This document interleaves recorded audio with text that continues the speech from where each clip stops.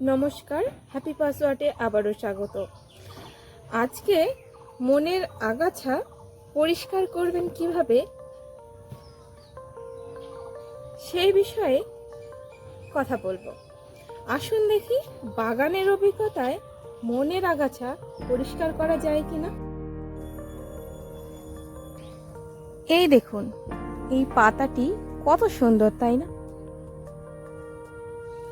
আর ঠিক সাথে এই পাতাটি দেখুন, যখন আমাদের জীবনে বিষাক্ত কোনো মানুষ বা সম্পর্ক থাকে, তখন সে আমাদের জীবনটি এই পাতাটির রূপ ধরে।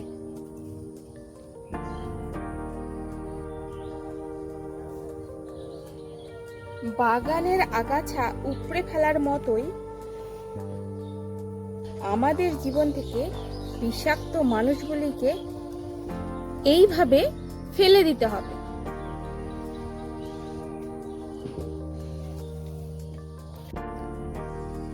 আবারও বলি, বিষাক্ত মানুষজন ও বিষাক্ত সম্পর্ক থেকেও বিষাক্ত হতে পারে কিন্তু আমাদের মনের নেতিবাচক চিন্তা ভাবনাগুলিও। নেতিবাচক চিন্তা ভাবনা সরাসরি মন থেকে বের করে দেওয়া সত্যিই অনেক কঠিন। এর বদলে সেটিকে একটি গঠনমূলক চিন্তা দিয়ে প্রতিস্থাপন করুন। যেমন, আমি এটি করতে পারবো না, এটি না বলে এটি বলুন যে আমি প্রথমবার এই কাজটি করছি, তবে চেষ্টা করলে অবশ্যই করতে পারবো।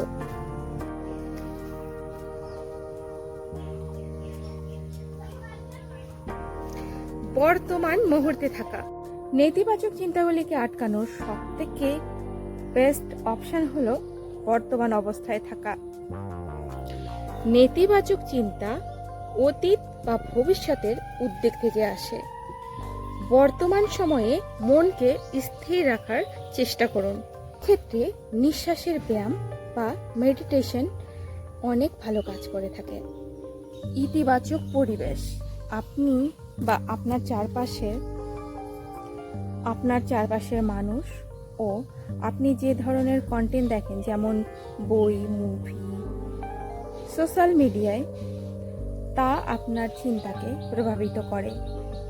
নেতিবাচক পরিবেশ থেকে দূরে থাকুন, তবে এই সবুজের সান্নিধ্য নিতেই পারেন।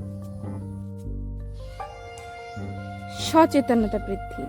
মনের আগাছা পরিষ্কার করার প্রথম ধাপ হলো সেগুলিকে শনাক্ত করা। যখনই কোনো নেতিবাচক চিন্তা আসবে, সেটিকে চেপে না রেখে একটি ডায়েরিতে লিখে ফেলুন। ডায়েরিতে লিখলে মনের ভার অনেকটাই কমে আসবে এবং সেই চিন্তার একটি স্বচ্ছতাও আপনি পেয়ে যাবেন। মনে রাখবেন, শারীরিক ঘুম ও পর্যাপ্ত পরিমাণ পরিশ্রমও কিন্তু আমাদের দরকার। শরীর সুস্থ থাকলে মনও কিন্তু সুস্থ থাকে। নেতিবাচক চিন্তা ভাবনা থেকে দূরে থাকে, ইতিবাচক চিন্তা করতে সক্ষম হয়। তাই প্রত্যেক দিন নিয়মিত ব্যায়াম ও পর্যাপ্ত ঘুম কিন্তু আমাদের অত্যন্ত জরুরি। বর্তমান সময়ে একাকিত্ব কিন্তু একটি বড় সমস্যা।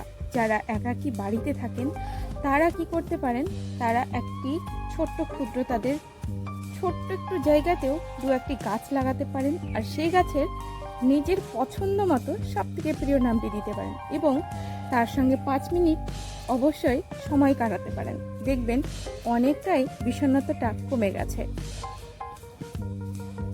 আপনার জীবনের কোন সমস্যাটা নিয়ে আমি পরের ভিডিওতে আপনাকে সাহায্য করতে পারি, অবশ্যই কমেন্ট করবেন। তবে আজ আসি, দেখা হবে পরের ভিডিওতে।